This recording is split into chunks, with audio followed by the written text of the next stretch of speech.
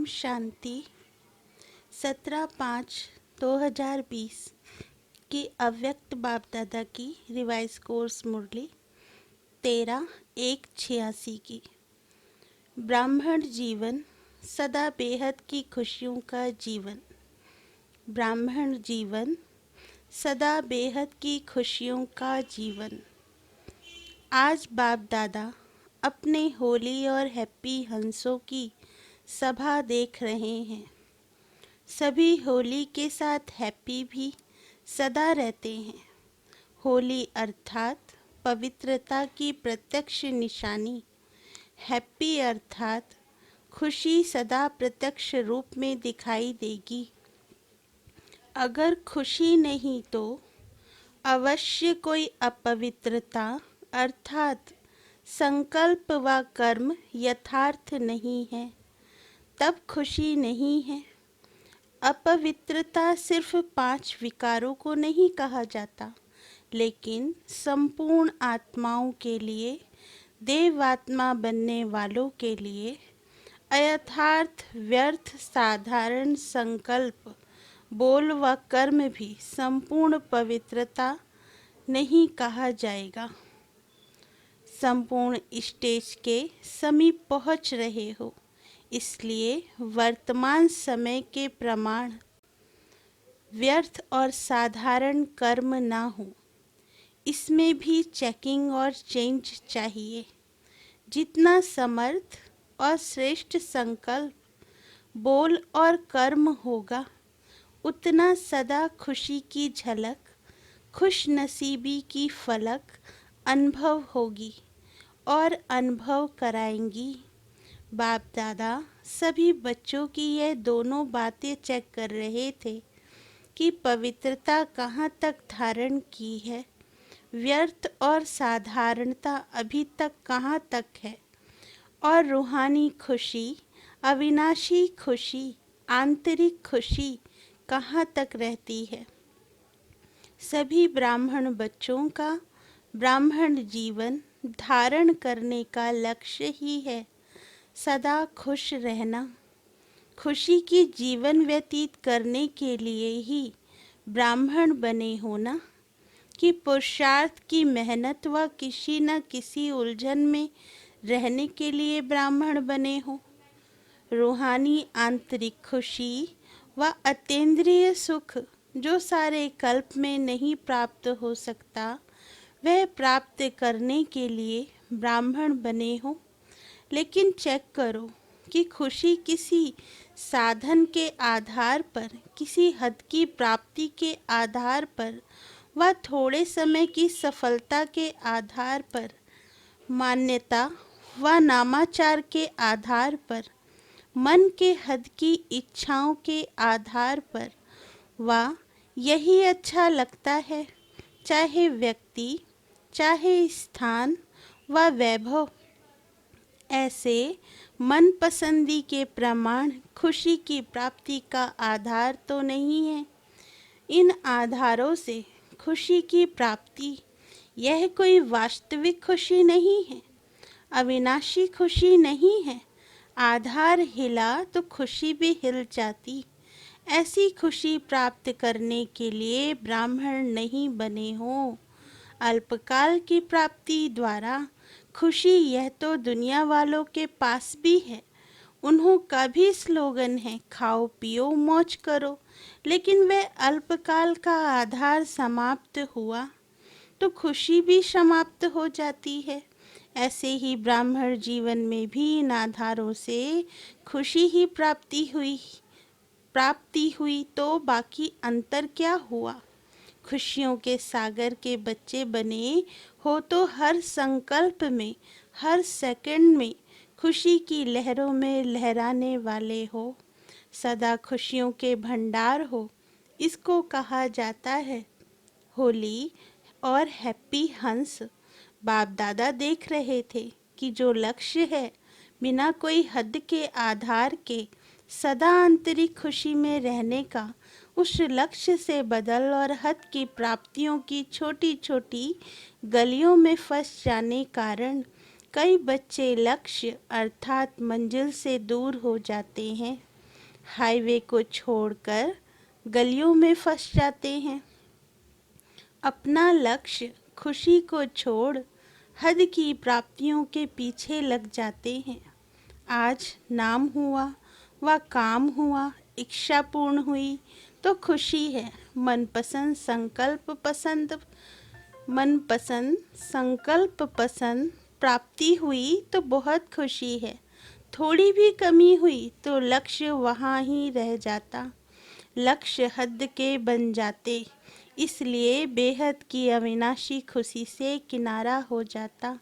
तो बाप दादा बच्चों से पूछते हैं कि क्या ब्राह्मण इसलिए बने हो, इसलिए यह रूहानी जीवन अपनाई है? यह तो साधारण जीवन है, इसको श्रेष्ठ जीवन नहीं कहा जाता।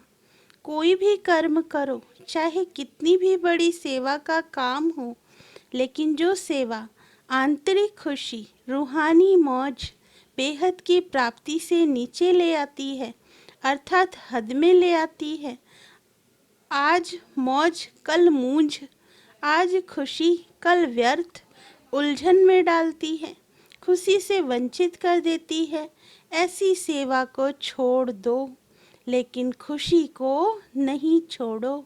सच्ची सेवा सदा बेहद की स्थिति का, बेहद की खुशी का अनुभव कराती।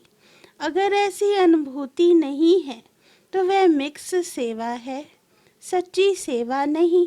यह लक्ष्य सदैव रखो कि सेवा द्वारा स्व उन्नति, स्व प्राप्ति, संतुष्टता और महानता की अनुभूति हुई।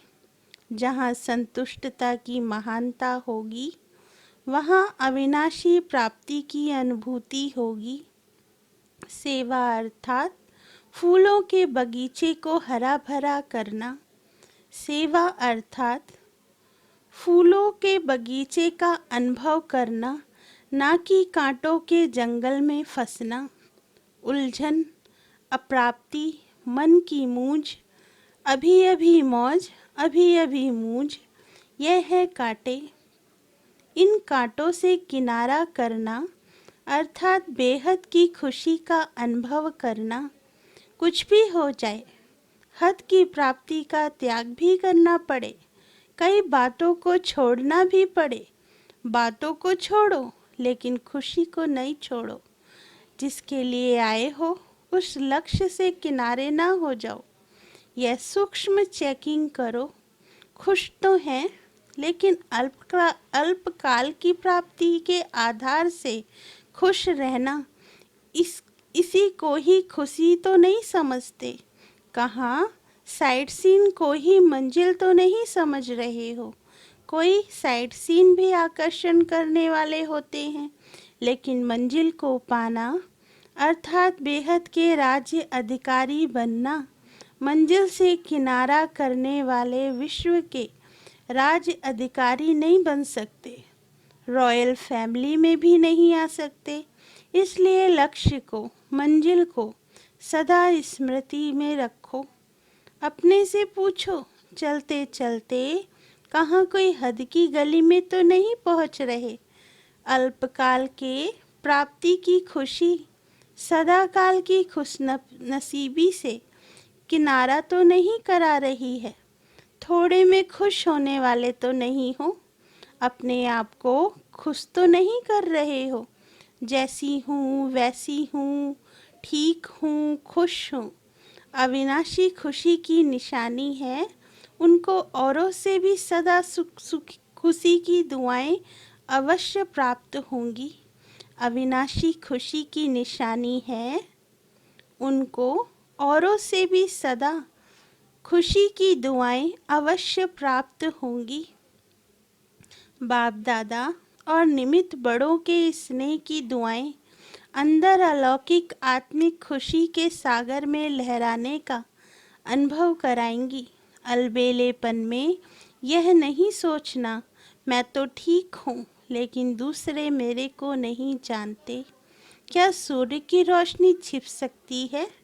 सत्यता की खुशबू कभी मिट नहीं सकती, छिप नहीं सकती, इसलिए धोखा कभी नहीं खाना। यही पाठ पक्का करना, पहले अपनी बेहद की अविनाशी खुशी, फिर दूसरी बातें।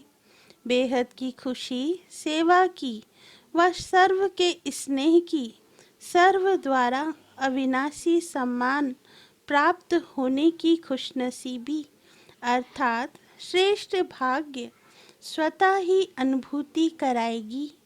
जो सदा खुश है वह खुश नसीब है। बिना मेहनत, बिना इच्छा अथवा बिना कहने से सर्व प्राप्ति सहज होगी। यह पाठ पक्का किया। बाप दादा देखते हैं आए किस लिए हैं, जाना कहाँ है और जा कहाँ रहे हैं। हद को छोड़ फिर भी हद में ही जाना तो बेहद का अनुभव कब करोगे। बाप दादा को भी बच्चों पर स्नेह होता है।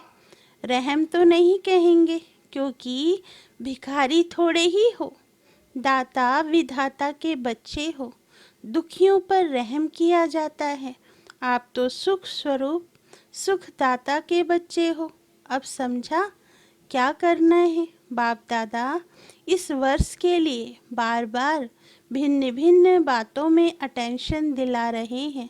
इस वर्ष विशेष स्व पर अटेंशन रखने का समय दिया जा रहा है।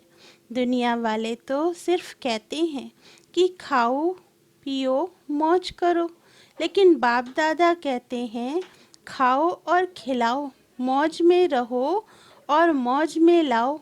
अच्छा, सदा अविनाशी बेहद की खुशी में रहने वाले, हर कर्म में खुश नसीब अनुभव करने वाले, सदा सर्व को खुशी का खजाना बांटने वाले, सदा खुशी की खुशबू फैलाने वाले, सदा खुशी के उमंग उत्साह की लहरों में लहराने वाले, ऐसे सदा खुशी की झलक और फलक में रहने वाले, श्रेष्ठ लक्ष्य को प्राप्त करने वाले श्रेष्ठ आत्माओं को बाप दादा का सदा होली और हैप्पी रहने की याद प्यार और नमस्ते।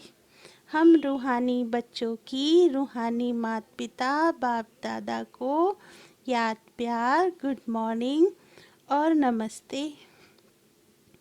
पार्टियों से बाप दादा की मुलाकात। पहला, प्रवृत्ति में रहते सदा न्यारे और बाप के प्यारे होना। कभी भी प्रवृत्ति से लगाव तो नहीं लग जाता। अगर कहाँ भी किसी से अटैचमेंट है तो वह सदा के लिए अपने जीवन का विघ्न बन जाता है। इसलिए सदा निर्विघ्न बन आगे बढ़ते चलो। कल्प पहले मिसल अंगद बन अचल अडोल रहो। अंगद की विशेषता क्या दिखाई? ऐसा निश्चय बुद्धि जो पाँव को भी कोई हिला ना सके। माया निश्चय रूपी पाँव को हिलाने के लिए भिन्न भिन्न प्रकार से आती है, लेकिन माया हिल जाए, आपका निश्चय रूपी पाँव ना हिले।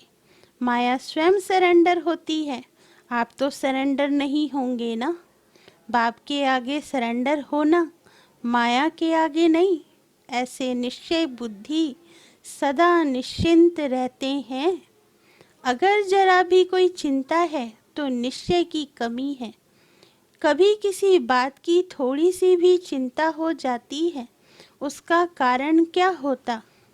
जरूर किसी न किसी बात में निश्चय में कमी है। चाहे ड्रामा में निश्चय की कमी हो, चाहे अपने आप में निश्चय की कमी हो, चाहे बाप में निश्चय की कमी हो, तीनों ही प्रकार के निश्चय में जरा भी कमी है तो निश्चिंत नहीं रह सकते। सबसे बड़ी बीमारी है चिंता। चिंता के बीमारी की दवाई डॉक्टर्स के पास भी नहीं है।